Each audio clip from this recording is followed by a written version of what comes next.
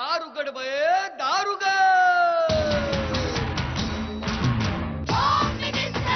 कोणाला बघ, शाळेला उशीर होतो. आज कामवाली बाई पण नाही आली. पदरावरती सरतारीचा मोर नाचरा हवा, पदरावरती सरतारीचा मोर नाचरा हवा. संसारातून वेळ काढून खेळ खेळूया नवा. मानसेकर पैठणी घेऊन आला. वहिनी उघडताना जा. रोज वस्तूचं देणार.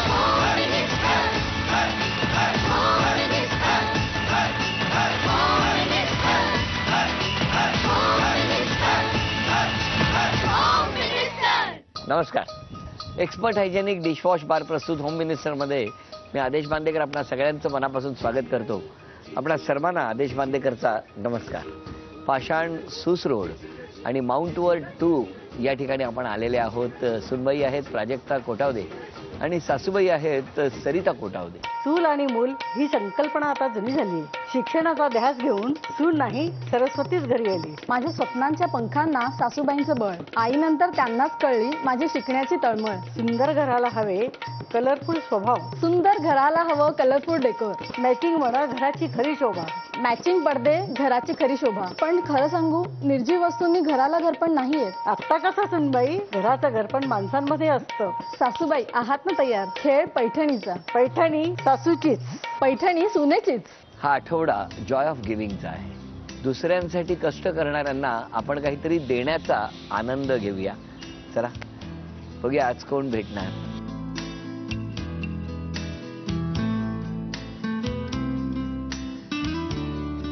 काका नाव काय तुमचं? नवनाथ कदम. कुठं राहता? पाषाणमध्ये. घरी कोण कोण आहे?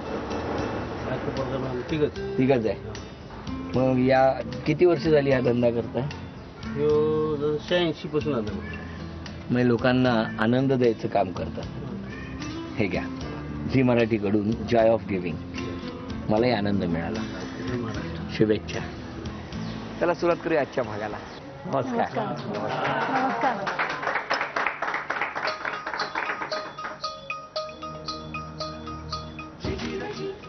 धन्यवाद.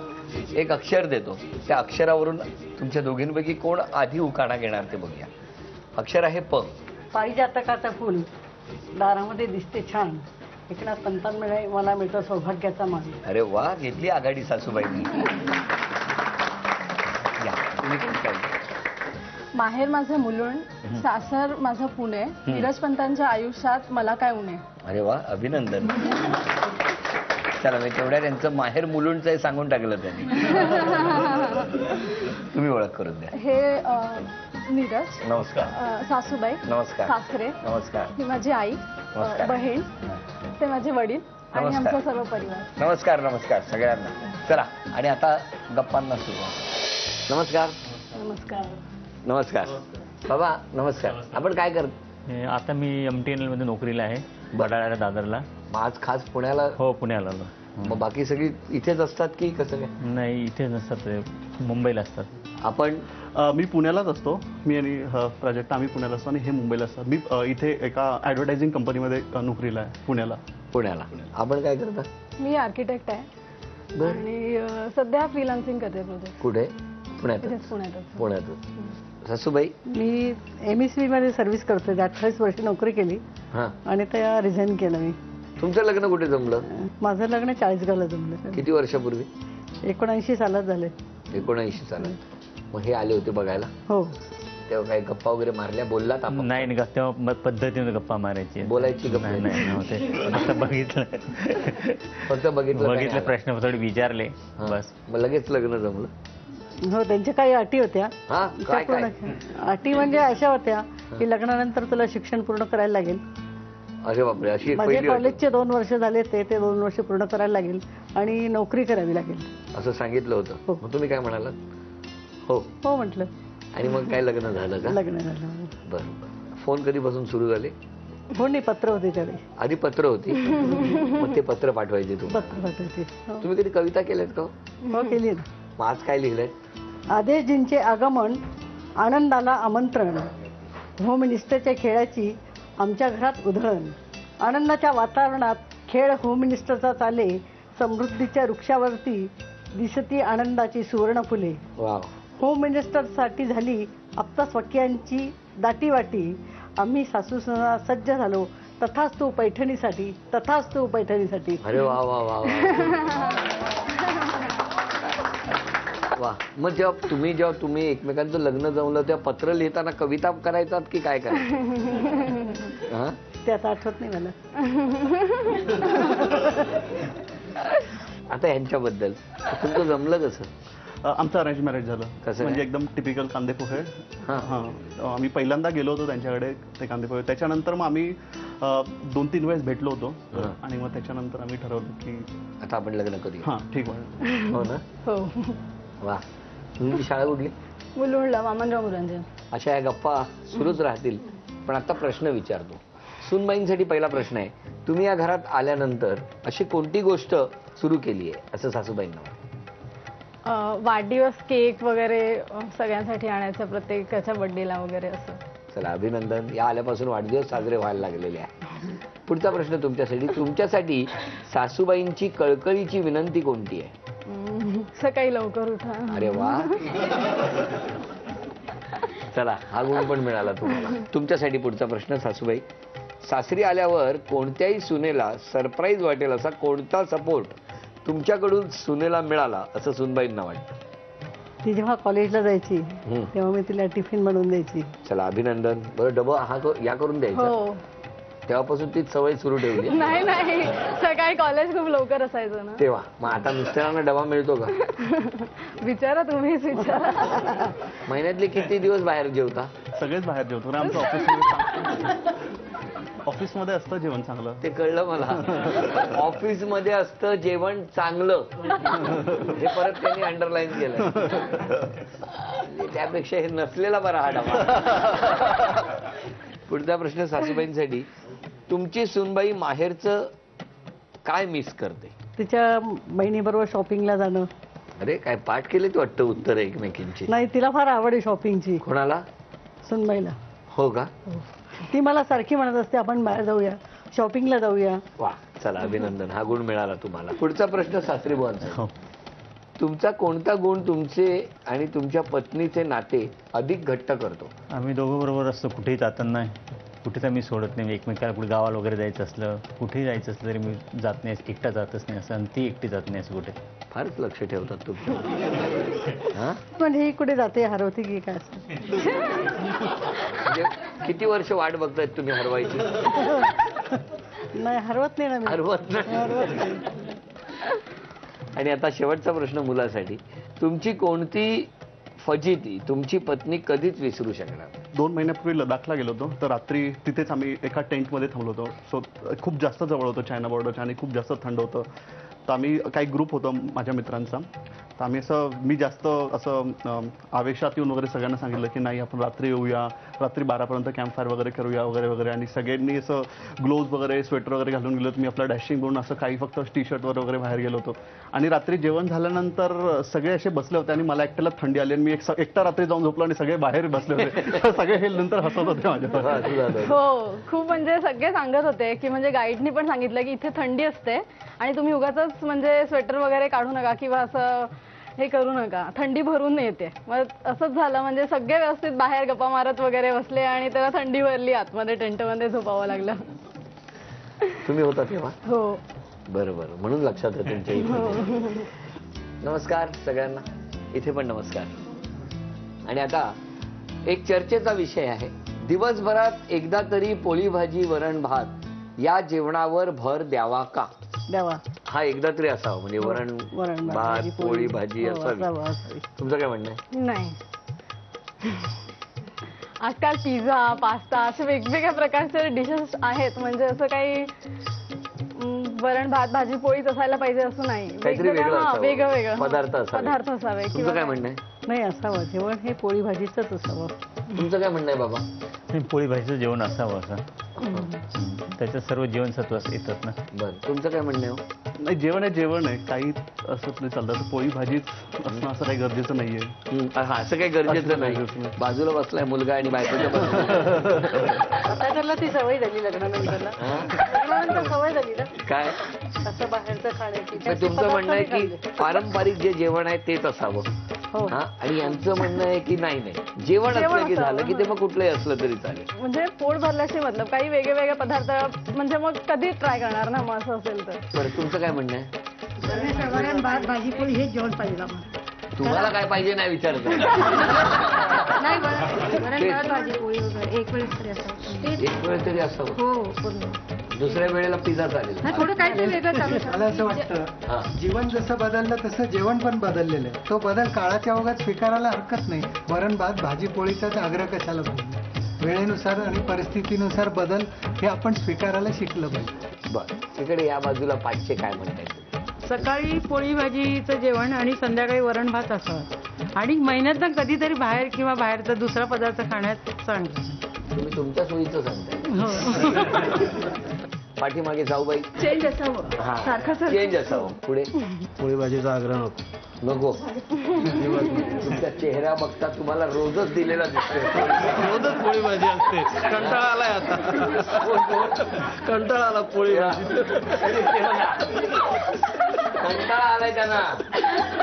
बोट तुमच्याकडे दाखवत आहे. त्याच पोळी भाजी नुसते. हा, एकदाही सांगायचं की बाहेरचं जेवा म्हणून. कंपल्सरी डबा घेऊन जा. कंपल्सरी डबा ठेवता. तो कोणाला देता तुम्ही? आता मित्र कंपनीला देऊन टाकायचं. चला, ही झाली प्रत्येकाची व्यक्त होणारी मतं. पण आता मनातलं मत हे कागदावर उमटवायचं आहे आणि मग बघूया कोणाच्या बाजूने कशी मत.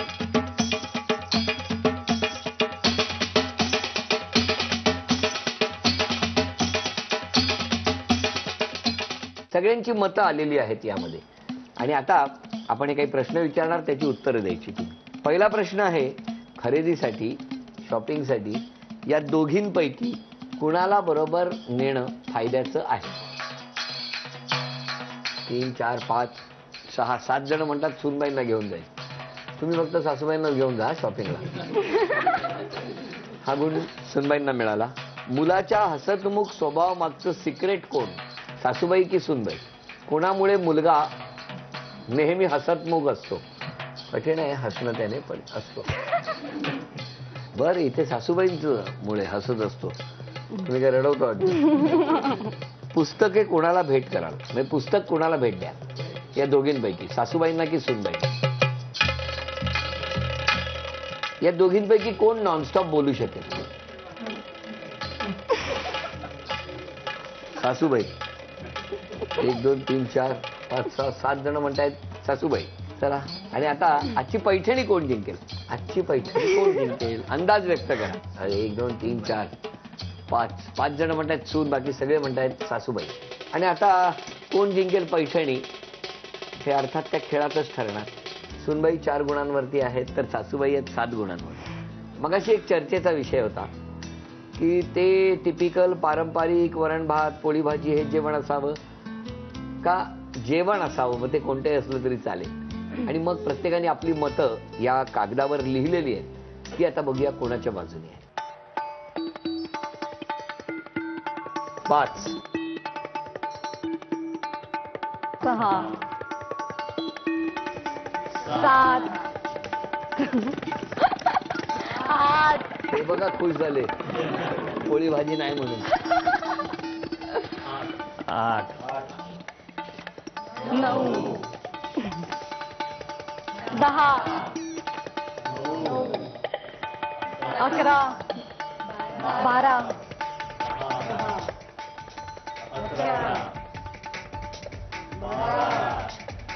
पोळी भाजी येते वाटतं. 13 कधीच आहे. 14, 15, 16, 17. थांबा, बाबा काय म्हणतायत बघूया. वरण भात बटाट्याची भाजी द्या त्यांना, बटाट्याची भाजीच द्या. 14. आणि मुलाचं मत त्यामुळे जिंकलेला गट आहे सून गट. अभिनंदन. ही 1800 रुपयाची लक्ष्मी आणि ही भेटवस्तू झी मराठीकडून आपल्याला. आता कोण जिंकणार पैठणी, बघूया पैठणी. आणि आता पैठणीचा खेळ. सासूबाई आणि सूनबाई हे 2 टब आहेत, त्यामध्ये वाळू आहे. वाळूच्या आतमध्ये वेगवेगळी नाणी आहेत. हं, आणि आता 2 मिनिटामध्ये 50 रुपये जमा करायचे आहेत. पण नाणं एका वेळेला एकच काढून ठेवायचं, मग दुसरं काढायचं. एका वेळेला जर 2 नाणी बाहेर आली तर ती बाद होणार. आणि सगळ्यात आधी बघूया 50 रुपये कोण गोळा करतात, किंवा 2 मिनिटानंतर वेळ थांबणार आणि मग ज्यांच्याकडे रक्कम जास्त जमा होणार त्या आजच्या भागातल्या होम मिनिस्टर ठरणार, ज्यांना मिळणार आहे पैठणी. 1 2 3 वेळ सुरू झाली.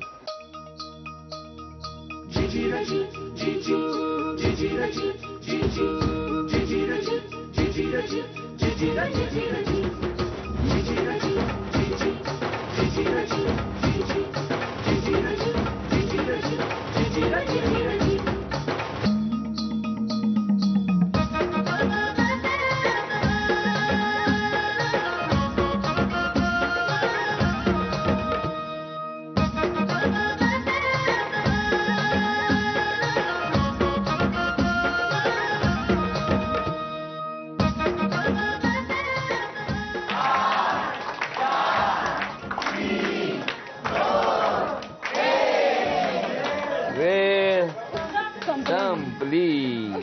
चला आधी सासूबाईंच्याकडे जे पैसे मोजूया. घ्या. 5 8 10 हे 5 आहेत. 15 17 19 21 23 28 29 30. आणि सूनबाईंनी काय केलंय बघूया. चला घ्या. मोजायच्या तुम्ही बरोबर. 2 आहेत की 1 आहेत? बरोबर. 2 5 10 13 18 22 25 27. आणि हे शेवटचं नाणं 5 रुपयाचं. थांबा अजून आहेत. 33 40 42. आणि हे 5 आणि हा 1 आणि हे 2.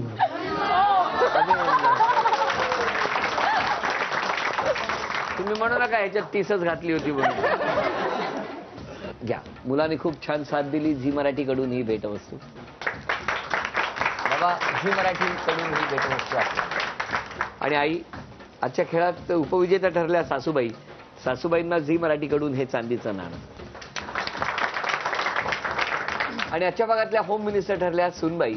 सूनबाईंना तथास्तू पुणे यांच्याकडून ही पैठणी. अभिनंदन. वामनरी पेठे ज्वेलर्स प्रस्तुत झी मराठी अवॉर्ड्स 2012 उत्सव नात्यांचा आपल्या माणसांचा. मतदान सुरू होतंय 13 ऑक्टोबर पासून आणि याचा निकाल जाहीर होणार 28 ऑक्टोबरला. तेव्हा आपल्या आवडत्या मालिका आणि त्या मालिकांमधल्या व्यक्तिरेखा यांना आपलं प्रिय असं मत द्यायला विसरू नका. आजचा भाग इथेच संपतो आहे. पुन्हा भेटणार अशीच एक पैठणी घेऊन एक्सपर्ट हायजेनिक डिशवॉश बार प्रस्तुत होम मिनिस्टरच्या पुढच्या भागात. नमस्कार.